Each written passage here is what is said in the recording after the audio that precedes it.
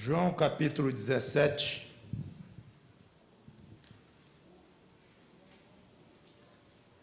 João capítulo 17, o título da pregação é Jesus e nós crentes.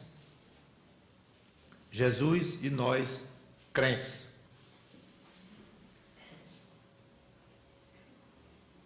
Estamos examinando a oração chamada sacerdotal do Senhor Jesus Cristo, registrada em João 17, na noite em que ele foi traído, andando para o Monte das Oliveiras. Já pregamos várias mensagens neste capítulo.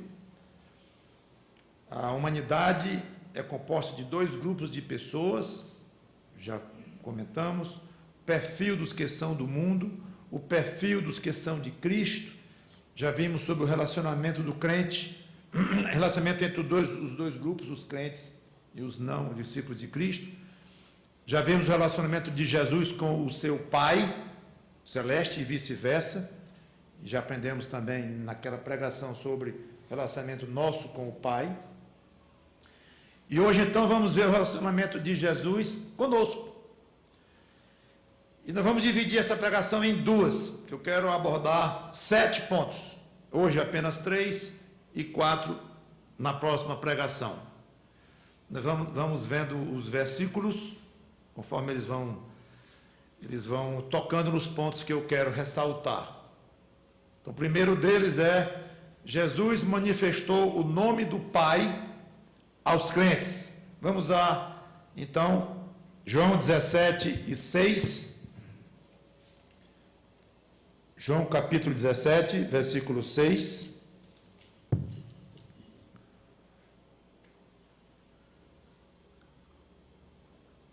Que diz: manifestei o teu nome aos homens que me deste do mundo. Eram teus, tu nos confiaste, eles têm guardado a tua palavra. Já comentei bastante esse versículo, olhando por outras coisas, por outros ângulos, mas eu quero aqui apenas a primeira parte. Manifestei o teu nome aos homens que me deste do mundo. Agora para o versículo 26, em que ele repete. Aliás, ele repete várias vezes, várias afirmações. Por isso é que nós ficamos pulando de versículo para dizermos a mesma coisa, porque ele disse a mesma coisa em vários lugares da oração dele. Então, no versículo 26, que é o encerramento da oração, ele diz: eu lhes fiz conhecer o teu nome, e ainda o farei conhecer. Nome confunde-se com a própria pessoa. Então, quando ele diz que fez conhecer o nome do Pai aos seus discípulos, ele está dizendo, não é só que ele falou de uma maneira fria, de uma maneira biográfica, do Pai Celeste, dando informações teológicas e tudo mais.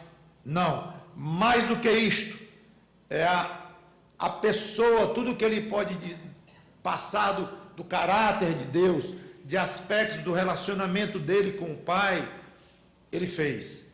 E é muito fácil de se perceber nos evangelhos, especialmente o de João, a frequência com que Jesus fala do seu Pai. Falou da glória do Pai, do caráter do Pai, do poder, dos atributos, em suma, o que ele pôde falar do Pai, ele falou. Se ele se concentrou tanto neste ponto, ao longo de todo o seu ministério, é porque era da mais alta importância que os seus discípulos estivessem bem instruídos sobre a pessoa do Pai.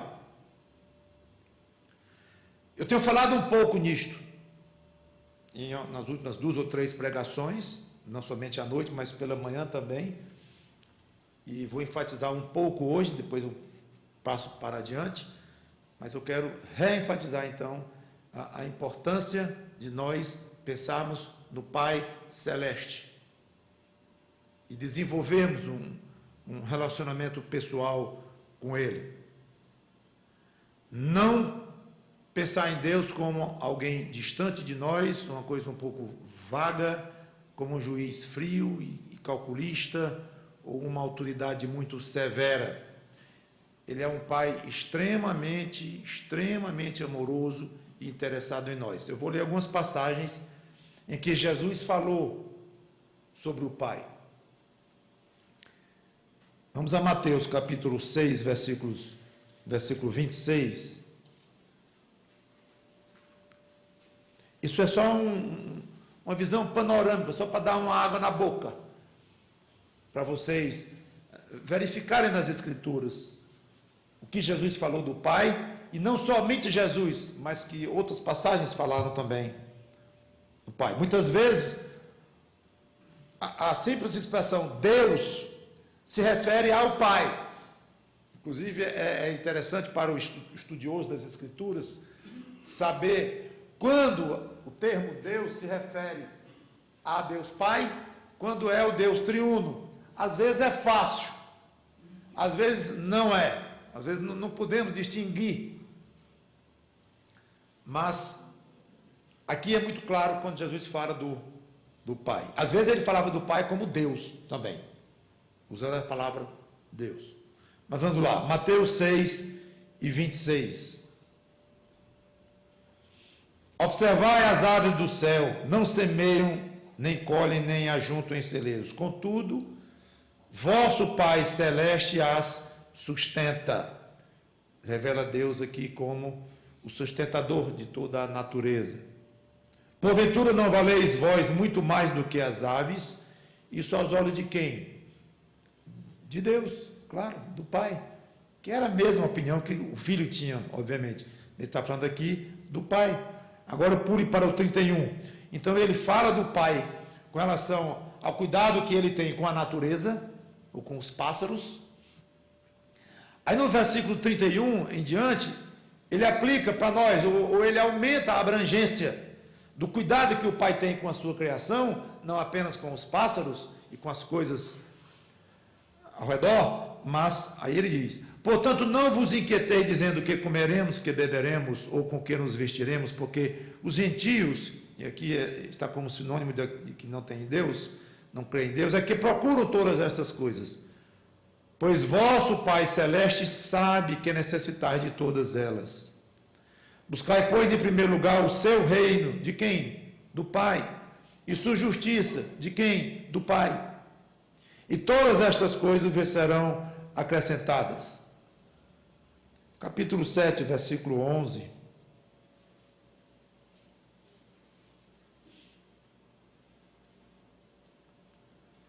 Quando Jesus nos aconselha a orar, dizendo todo o que pede recebe, o que busca encontra, a quem bate sabe abrir-se-lhe-á, aqui no versículo 8, ele diz no 9, ou qual dentre vós é o homem que, se porventura o filho lhe pedir pão, lhe dará pedra, ou se lhe pedir um peixe, lhe dará uma cobra? Ora, se vós que sois maus, sabeis dar boas dádivas aos vossos filhos, quanto mais vosso Pai, que está nos céus, dará boas coisas ao que lhes pedirem. Então, falando do Pai, vou limpar o 10, ainda estamos em Mateus, capítulo 10, versículos 29 a 31. Não temais, pois, bem mais valeis vós do que muitos pardais. Ele tinha acabado de dizer que um pardal não caía no chão sem o conhecimento do Pai. Portanto, todo aquele que me confessar diante dos homens, também eu confessarei diante de meu Pai. Aqui ele coloca o meu Pai, pronome possessivo, que está nos céus. Mas aquele que me negar diante dos homens, também eu negarei diante de meu Pai, que está nos céus. Lição após lição. E ele fala de uma maneira natural, às vezes um pouco mais formal, às vezes totalmente informal, mas ele fala, sempre vai falando do Pai. Mateus 11 e 25. Por aquele tempo exclamou Jesus, Mateus 11 e 25, graças te dou, ó Pai, Senhor do céu e da terra, porque ocultaste essas coisas aos sábios e instruídos e as revelaste aos pequeninos.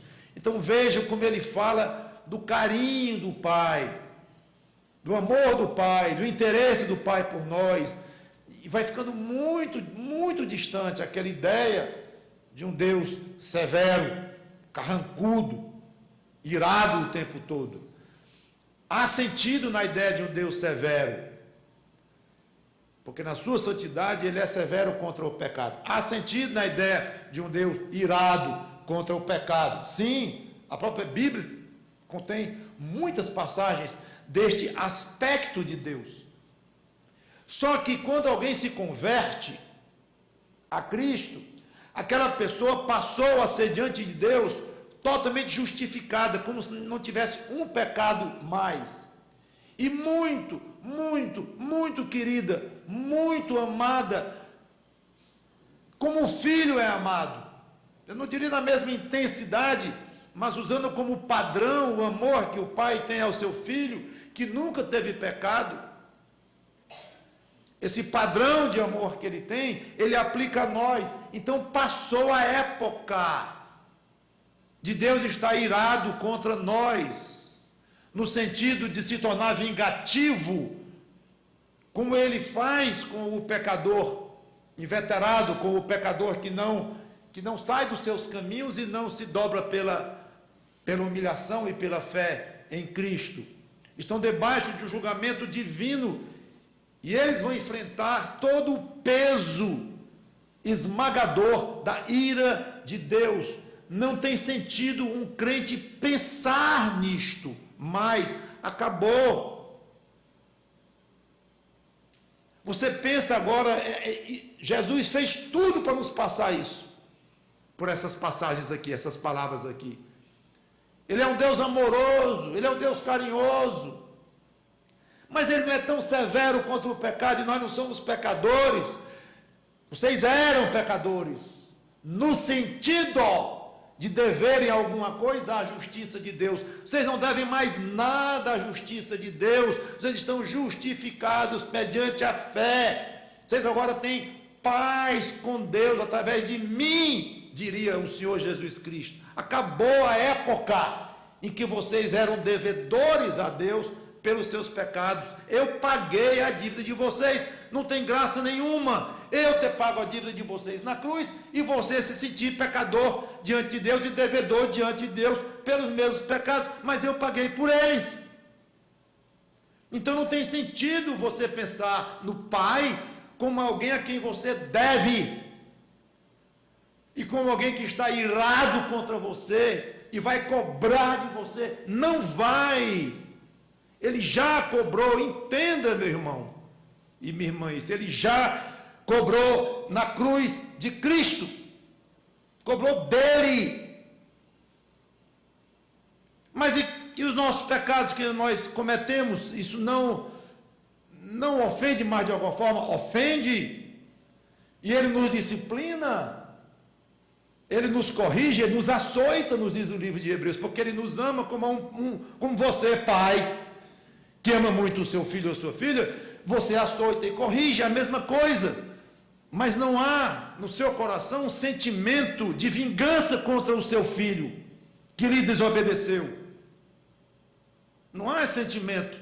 Eu vou me vingar deste menino porque ele desobedeceu. Um pai que pensa assim, está pensando torto.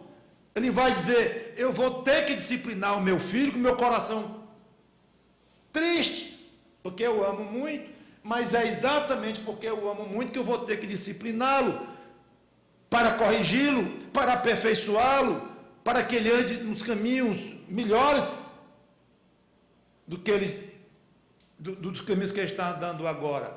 Então, é esse o sentimento que tem o coração de um pai na terra, com relação ao seu filho aqui. Nunca de vingança, de uma ira cobradora, julgando e condenando. Acabou-se. Então, no coração do nosso Pai, hoje, o que tem é exatamente esse sentimento, de uma maneira muitíssimo mais pura, mais forte, mais intensa, de nos amar e ficar triste quando nós pecamos contra Ele e o ofendemos e o agravamos. Ele fica triste. Posso dizer que ele se ira contra aquele pecado? Eu creio que sim, no sentido de que qualquer pecado vai causar em Deus uma reação muito negativa pela santidade que ele tem. Mas eu não aplicaria o termo ira de Deus com relação a um pecado do crente, absolutamente da mesma forma como eu aplico, a Bíblia aplica da ira de Deus contra aquele que não tem Cristo. Tanto que eu prefiro nem falar da ira de Deus contra um crente.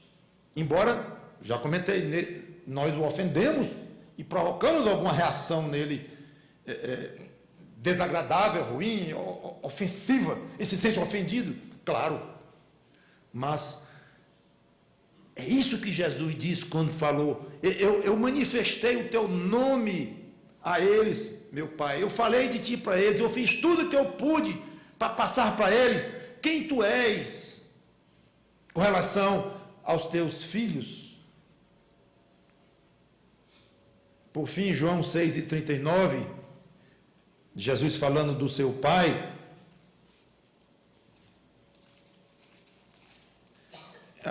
É até difícil escolher passagens, são tantas as que ele fala do seu Pai querido.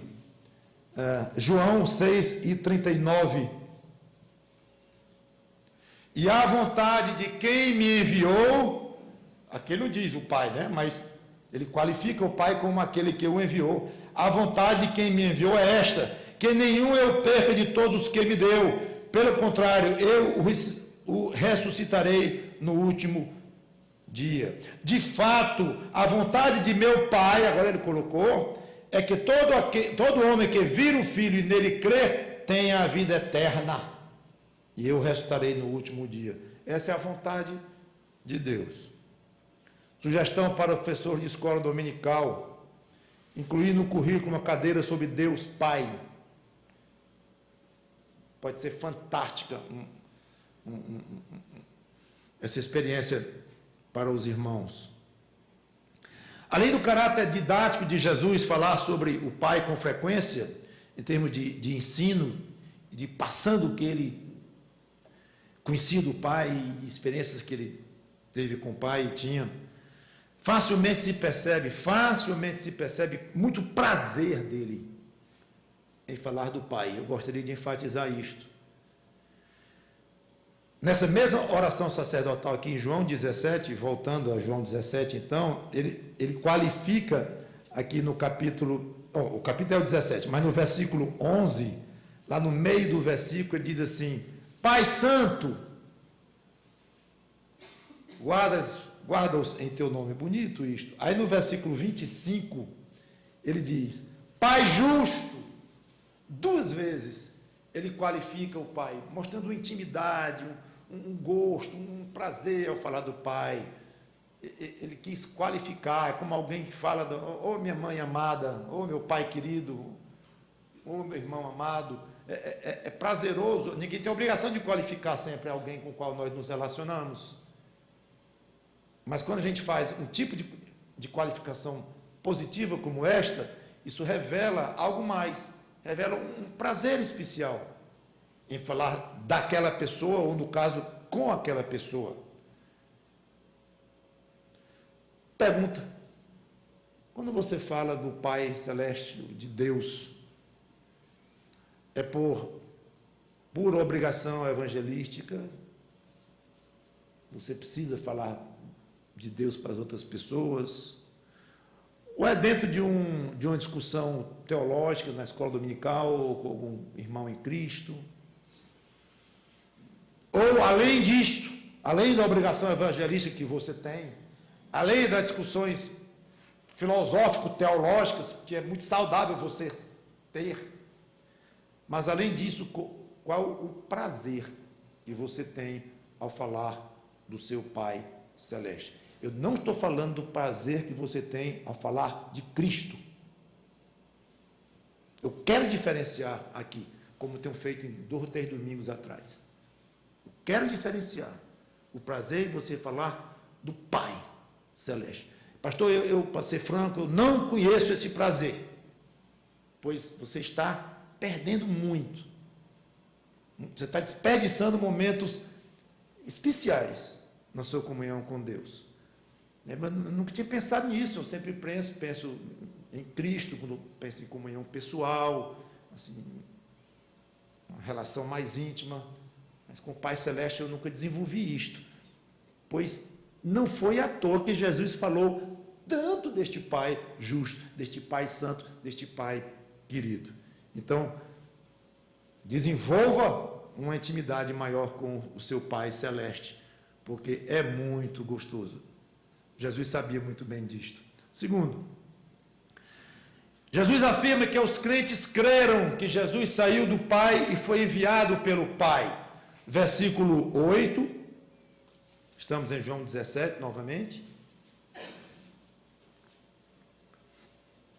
Porque eu lhes tenho transmitido as palavras que me deste, e eles a receberam, e verdadeiramente conheceram que saí de ti, e creram que tu me enviaste. 3 verbos: receberam, conheceram, creram.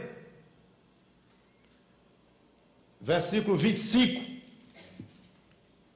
Pai justo, o mundo não te conheceu, eu, porém, olha o contraste, eu, porém, te conheci, e também estes compreenderam que tu me enviaste.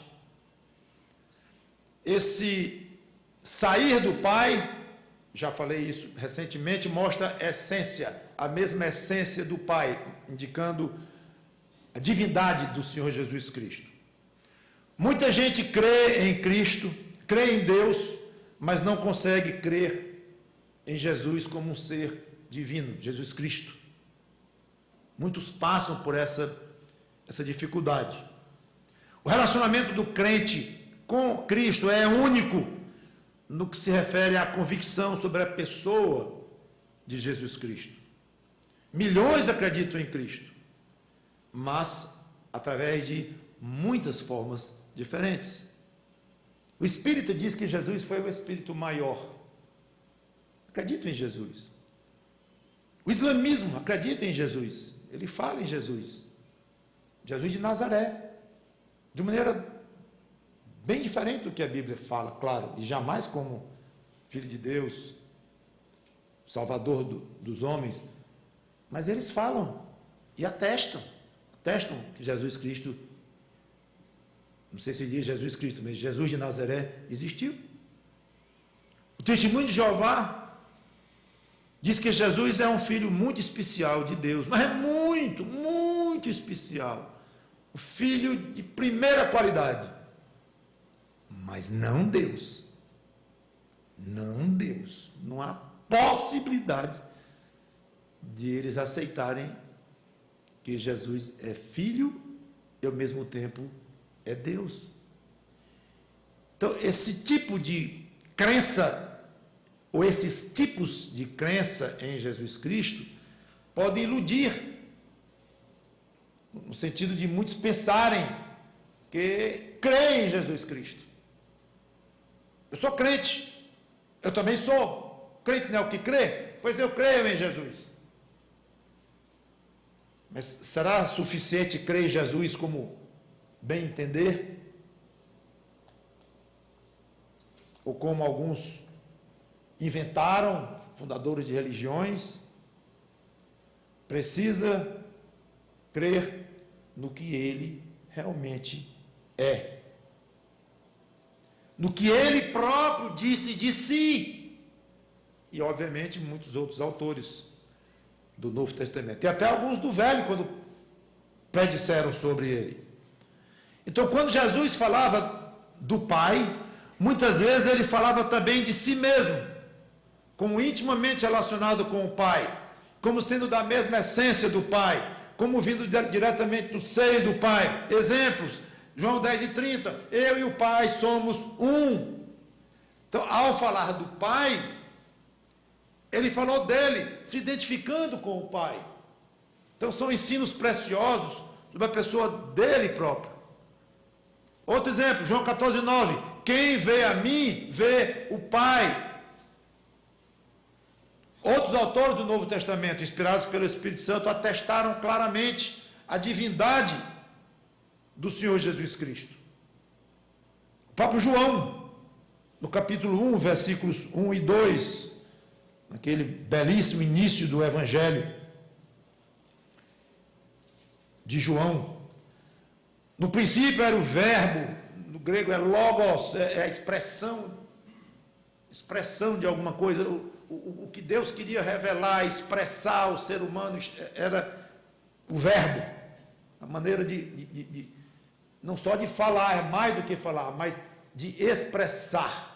Tudo o que Deus tinha para expressar, falar, revelar, mostrar a raça humana, ele fez através de Cristo, que ele é o verbo, porque ele é essa expressão do Pai. No princípio era o verbo, e o verbo estava com Deus. Então no princípio era o verbo. Ele fala de infinitude, ele fala de eternidade passada, não teve início de existência. E o verbo estava com Deus, um companheirismo íntimo entre o verbo e Deus. E o verbo era Deus. Então, por todos os lados, João mostrou a divindade do verbo, que é o próprio Senhor Jesus Cristo.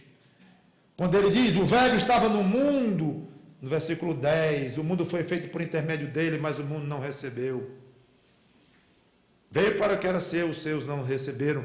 Falando clarissimamente do Senhor Jesus Cristo. Versículo 14, e o verbo se fez carne, tornou-se homem, tornou-se humano, e habitou entre nós, cheio de graça e de verdade, e vimos a sua glória, glória como do unigênito do Pai. Divino, divino, divino.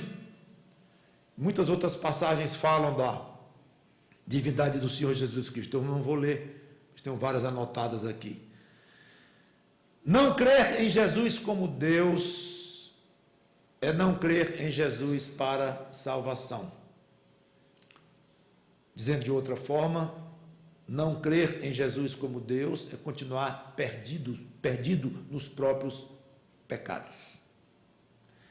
Então é importante, amigo ou amiga, não é você simplesmente crer em Cristo, mas como você crê em Cristo. E quando você for conversar sobre religião ou sobre coisas eternas com as pessoas, procure com jeito colocar este aspecto de como é que a pessoa crê em Cristo. Porque o discípulo de Cristo, tipicamente, ele crê que Jesus veio do Pai, foi enviado do Pai, e era da mesma essência do Pai, e era um com o Pai, e era Deus como o Pai é Deus. Faz parte da descrição de um discípulo de Cristo. Isso não é coisa de segunda importância, é crucial, faz parte, por isso que eu destaquei bem isso aqui, que ele próprio disse 2 vezes, como vocês viram. Eles creram que eu vim de ti, eles creram que eu saí de ti, eles creram que tu me enviaste. Está vendo, ó Pai? Eles creram, mostrando, aceita-os, faz parte de um verdadeiro discípulo meu, essa aceitação, esta convicção de quem eu sou. Acho que você ajudaria muito alguém, para quem você está falando o Evangelho, colocar isto. Você acredita em Jesus Cristo? Ótimo, muito bom. Mas como é que você acredita em Jesus Cristo? Como? Não é se você acredita. Alguns vão dizer, não acredito. Pronto, aí já é outro trabalho aí a conversar, já é outro rumo que a conversa vai tomar. Mas se a pessoa disser, eu acredito, não deve ser o fim da conversa, talvez o início. Como acredita? Ele é o quê? Quem é Jesus para você? Fundamental isto. E, para você próprio, que já é discípulo de Cristo, lembrar-se desse aspecto. O Senhor é tão bom, eu creio de todo o meu coração, que esse teu filho maravilhoso que esteve aqui, chamado Jesus de Nazaré, veio de ti, voltou para ti, da mesma essência tua. Que coisa boa saber que ele é Deus, ele é o meu Salvador e é o meu Deus. E eu aceito isto. E agradece ao Espírito Santo que colocou isso no seu coração, lhe deu esta convicção. Então, essas verdades não são apenas dados biográficos seus, crente em Jesus Cristo, por ser crente, aceita isso, aceita aquilo. Não é apenas um preenchimento de formulário teológico de suas crenças. Não, muito mais do que isso. Essas verdades, elas se tornaram realidades na sua vida. Algo com que você convive, que faz parte do seu dia a dia, do seu ser. Você ser alguém que crê fortemente, morre por isto, morre literalmente, morre afirmando que Jesus Cristo é Deus. Agradeça ao Espírito Santo, meu irmão e minha irmã, por esta convicção que Ele colocou no seu coração. Não foi o pastor que botou na sua cabeça, não foi o professor da escola dominical, não foi o seu pai, não foi a sua mãe, não foi as suas leituras. Se alguém colocou no seu coração esta convicção, foi o Espírito Santo de Deus, pois torne-se grato por isto. Terceira e última verdade que o Senhor Jesus Cristo faz aqui, ou a atitude dele com relação a nós. Jesus roga pelos crentes, versículo 9, voltando a João 17.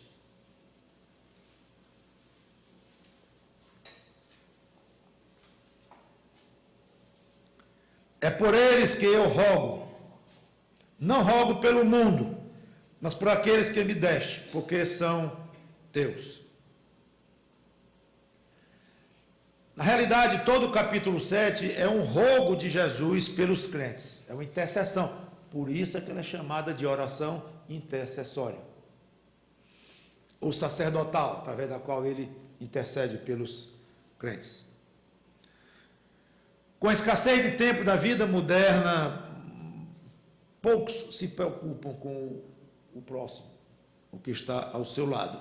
O cidadão vive cercado de gente, cada vez mais gente, mas se sente cada vez mais só. Raramente se encontra alguém disposto a ouvir, a entrar no problema mesmo, a tirar um tempo para escutar, para ajudar. Então, nesse contexto, é muito reconfortante para a nossa alma saber que Jesus se interessa por nós. Não pense que os seus problemas, suas dificuldades, são prova de que Jesus não se interessa. É exatamente o contrário. Porque tudo é para a nossa edificação, tudo é para o nosso bem. E é uma pena quando a gente ouve um crente dizer assim: cadê Deus? Eu ando sofrendo tanto, eu ando penando tanto. Puxa, parece que Deus me abandonou. Parece que Ele não está interessado em mim. Não sei. Pela clareza bíblica de que o sofrimento traz crescimento, é tão claro isto. Seria interessante um dia ver um crente preocupado com o contrário. Eu ando muito preocupado. O que houve? Há 3 anos não acontece nada na minha vida difícil. Deus me abandonou. O salário está bem, sem pedir aumento, o chefe me chamou, dobrou meu salário e me colocou chefe do departamento lá. Nasceu uma filhinha linda. Comprei um carro novo com juros 0. Nunca bati esse carro. Vou bem com minha esposa, com meus filhos. Excelente, excelente. Não tem acontecido nada. Uma dor de dente eu não tenho sentido nesses últimos 2 anos. Estou preocupado. E eu diria assim: pois fique mesmo. A gente não pensa assim. A gente acha que a dor do dente, o carro que bateu e a demissão em vez do aumento, o contrário, que os sofrimentos, as dificuldades são mostra de que Deus não tá cuidando de você. Isso é ilusório, não é assim. Agora, isso é mais complexo do que eu estou colocando aqui, estou apenas tocando nesse ponto, mas às vezes mostra uma disciplina de Deus ou coisa assim. Mas, em princípio, irmãos, sofrimento vai apontar interesse por nós. Jesus tem muito interesse, carinho por nós. Por isso que ele rogou ao Pai. E exatamente o pelo que ele intercede por nós. Pelo menos 2 exemplos eu quero ver com vocês neste capítulo. Primeiro no versículo 15. Quando ele diz: não peço que os tires do mundo, e sim que os guardes do mal. É comum se perguntar por que Deus não leva logo o crente para o céu quando se converte, já que o crente vai entender que não é deste mundo e que vai enfrentar um mundo hostil, perseguições e tudo mais. Por que Deus não leva logo? As respostas são muitas e nós não vamos desenvolver aqui. Mas nós temos que trabalhar para Deus neste mundo. Alguém falou de Cristo para você neste mundo, não foi? Você não viu uma voz lá do céu pregando Cristo para você?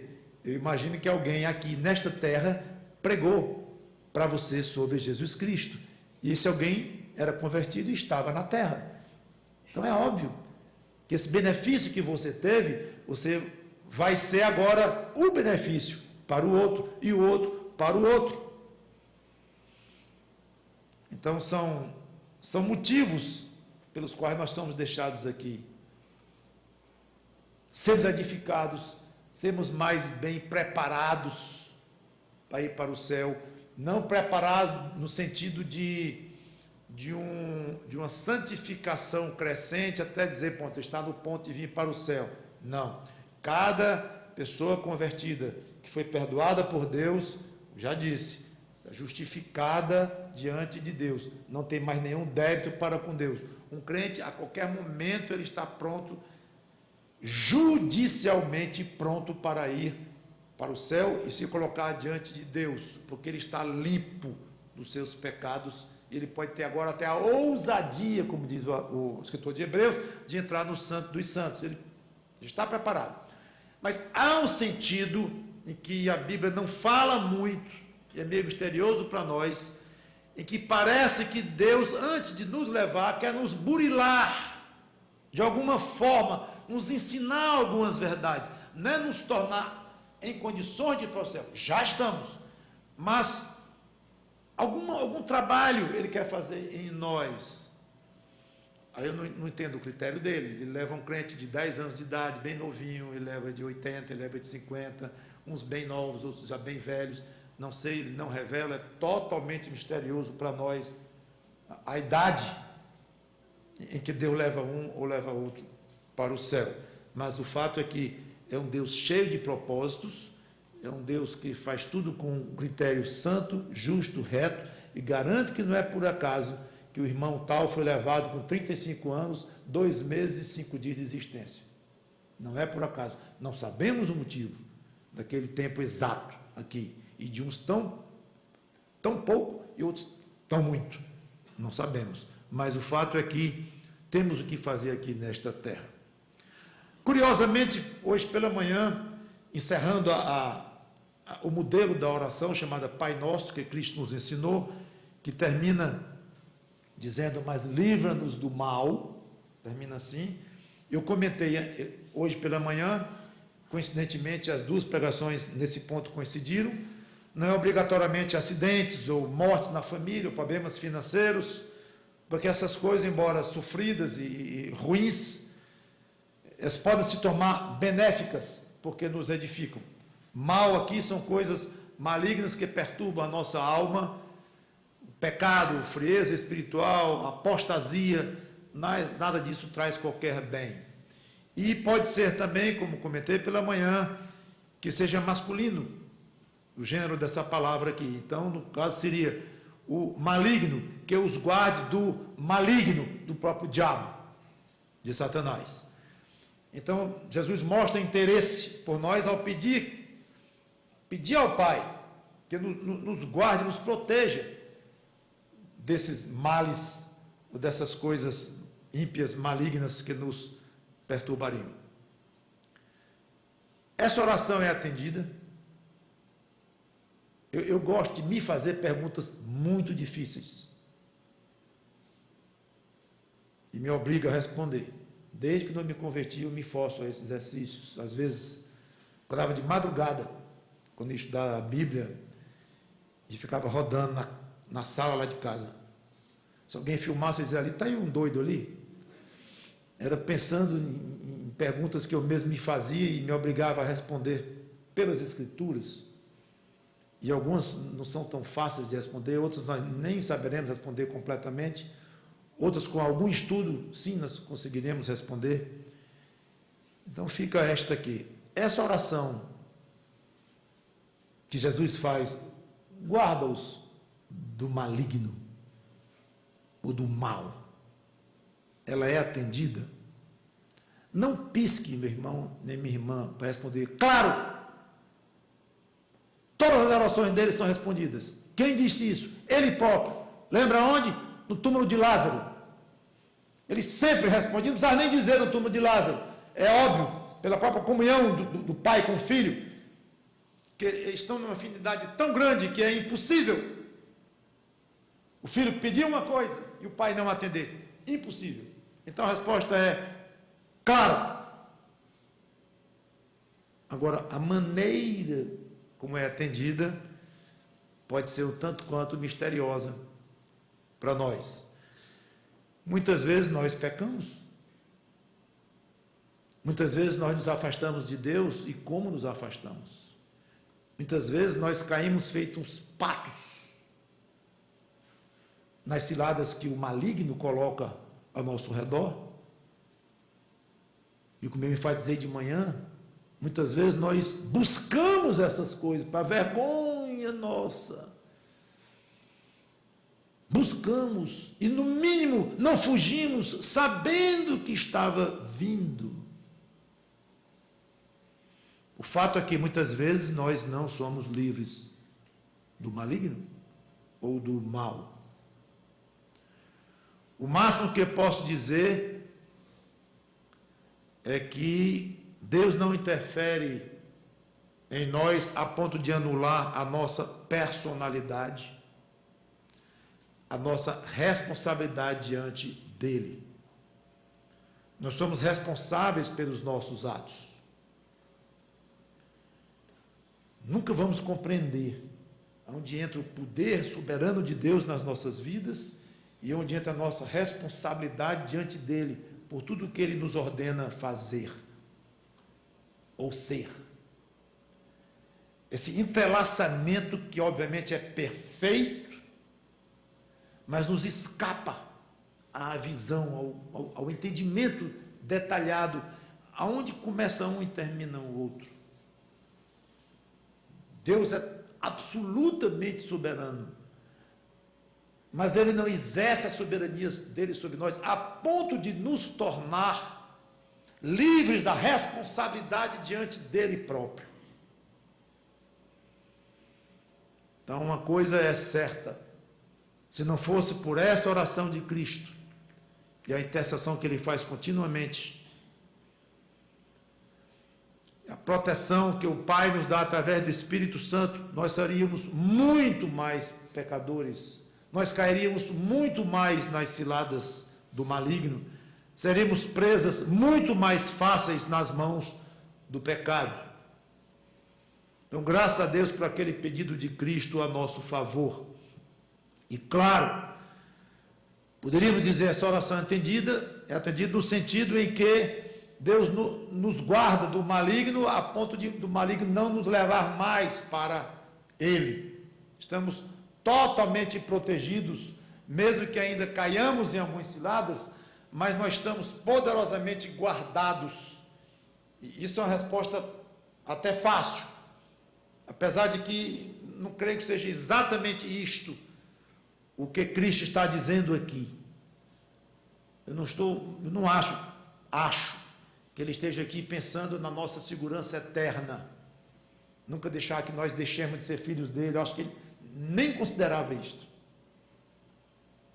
Eu acho que ele está pedindo aqui é pelo nosso andar aqui na terra, não é falando da nossa proteção eterna, por mais importante que seja, e por mais que a Bíblia fale disto claramente em outras passagens, mas aqui realmente eu acho que o assunto é o nosso dia a dia protegido do mal. Cristo pede, Deus atende, a maneira que Ele atende é misteriosa para nós, mas sempre entendamos isto. Muita da nossa santidade e do nosso andar aqui, e da nossa resistência ao pecado, da nossa condição de uma santificação crescente diante de Deus, muito disto é fruto desta oração. Nós seríamos muito mais perturbados, muito mais, talvez, irmão, numa dimensão que nós não pudéssemos imaginar. Talvez nós fôssemos enlouquecer. Não haveria um crente são mentalmente, se Deus nos liberasse, não falando de salvação eterna, mas talvez no andar aqui, a nossa consciência ia doer tanto, eu não sei o que seria, mas se nós fôssemos entregues ao maligno nesta terra aqui, sem essa oração aqui, provavelmente nós não ficaríamos nem sãos. Seríamos pobres coitados, atormentados dia e noite por um poder muito grande, muito malvado, muito cruel do nosso inimigo. Então, não pense que é pouca coisa o Senhor Jesus Cristo dizer, livra-os do maligno ou do mal. E nem pense que por você ainda cai num pecado ou no outro, que você não está sendo atendido nessa oração. Está sendo sim. Nunca esqueça de agradecer a Deus pela proteção potente que Ele lhe dá através do Espírito Santo. O segundo motivo pelo qual Cristo roga por nós. O primeiro é que Deus não nos tire do mundo, mas nos guarde do mal. O segundo, versículo 17. Santifica-os na verdade, a tua palavra é a verdade. Jesus pede ao Pai que nos santifique, nos torne cada vez mais puros, mais incontaminados, mais separados do mundo para Deus. E a maneira de nós mantermos essa santificação em nós, ou até mesmo crescermos nessa santificação, a maneira ou a forma a mecânica mantendo contato com o quê? Tudo bem, mas eu quero a palavrinha que está aí. Verdade. Santifica-os na verdade. Que verdade, Senhor? Neste versículo, Cristo personalizou a verdade. A tua palavra é a verdade. Ou seja, santifica-os na tua palavra. Interessante que hoje esta palavra, essa palavra verdade, esse conceito de verdade, é muito relativa. Não há uma verdade absoluta, dizem eles. A não ser esta verdade que eles gostam de dizer, que não há verdade absoluta. Eles esquecem disto. Mas, deixa para lá. Então, dizem, não há uma verdade absoluta. Cada um tem a sua própria verdade. O que interessa é a experiência de cada um. O que interessa é a maneira como cada um vê as coisas, entende as coisas. Se algo funciona bem, então é verdadeiro. Não interessa se é em termos imediatos ou fictícios, mas sem muito compromisso com alguma coisa. Funcionou, deu certo, então isso é verdadeiro. Vale a pena apostar nisso. E não queira me dizer o que é a verdade. Não me imponha o que é a verdade. Me respeite. Me respeite. Porque o que é verdade para você não é para mim. E o que é para mim não é para você. Tudo bem. Então o mundo roubou.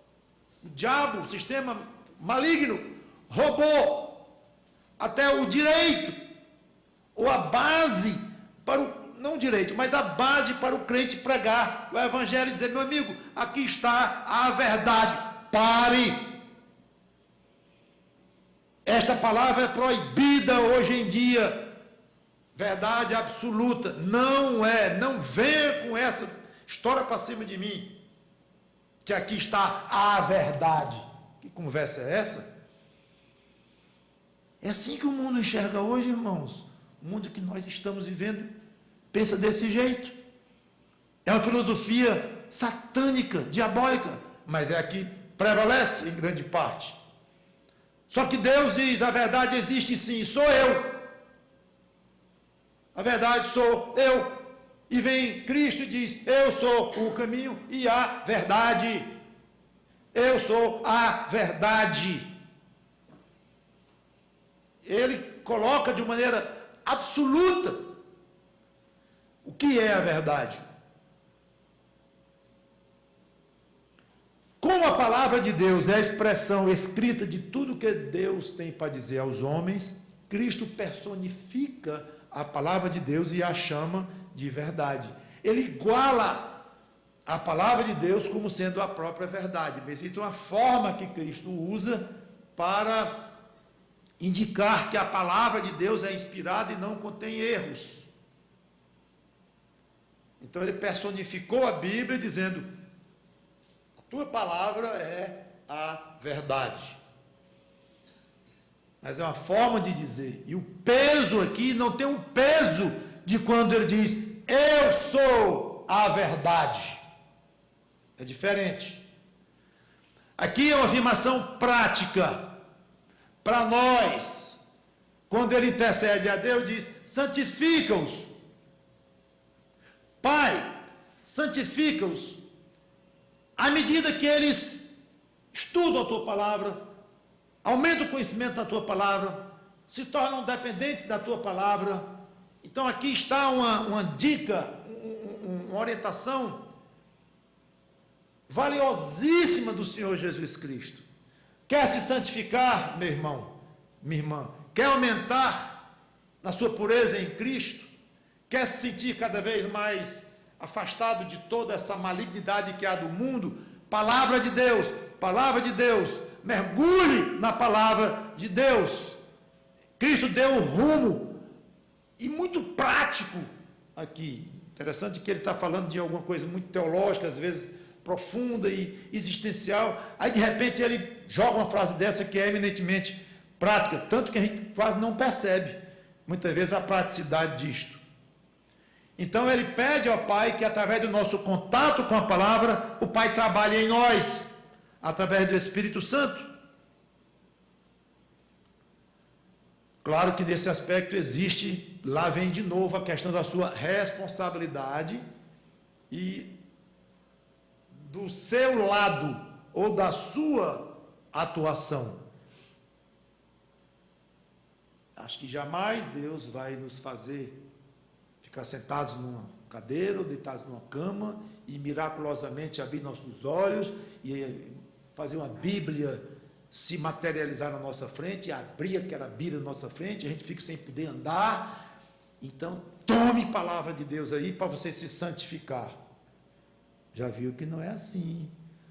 Essa cabecinha aí vai precisar desejar o contato com a Bíblia. Essa mãozinha aí, essas duas mãozinhas que você tem, vão abrir as páginas da Bíblia ou entrar até mesmo hoje no computador e tal, e ler virtualmente, não importa, mas é contato com a palavra de Deus. Então, ao seu aspecto,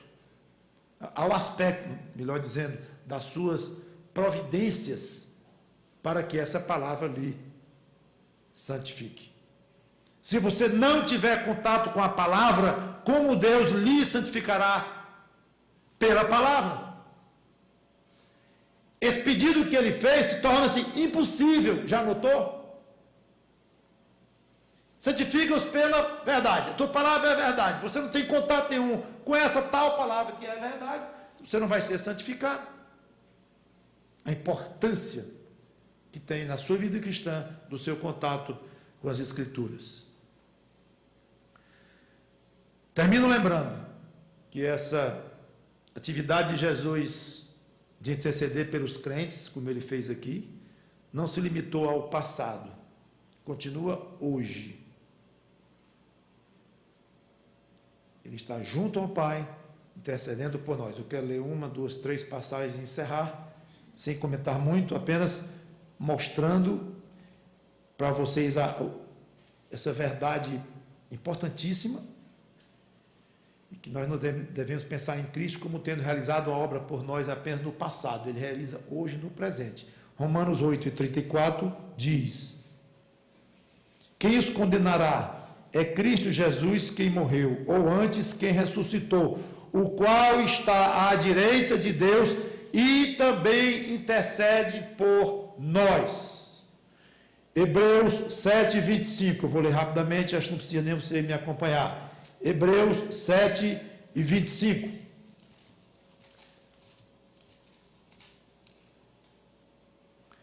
Por isso também, falando de Cristo, pode salvar totalmente os que por ele se chegam a Deus, vivendo sempre para interceder por eles. 1 João, capítulo 2, versículo 1. Filhinhos meus, estas coisas vos escrevo, para que não pequeis.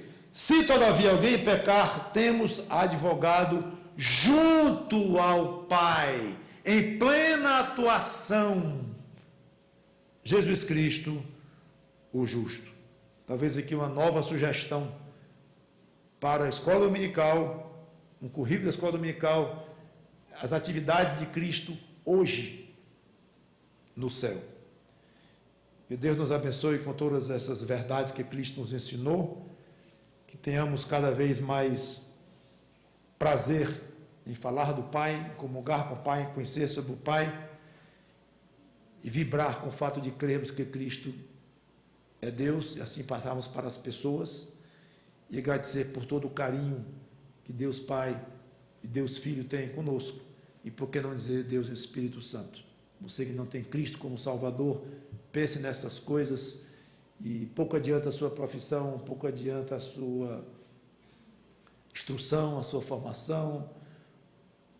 Se você não tem Cristo, meu amigo, minha amiga, você está condenado a uma vida eterna sem Deus, em grande sofrimento. Então, pense nestas coisas e aceite Cristo como seu Salvador. Não há uma decisão melhor para um ser humano tomar na vida do que esta. Vamos orar. Obrigado, Senhor Deus, pela Tua palavra, que o Teu Espírito Santo nos ajude a aplicá-la em nossas vidas. Em nome do Senhor Jesus Cristo. Amém.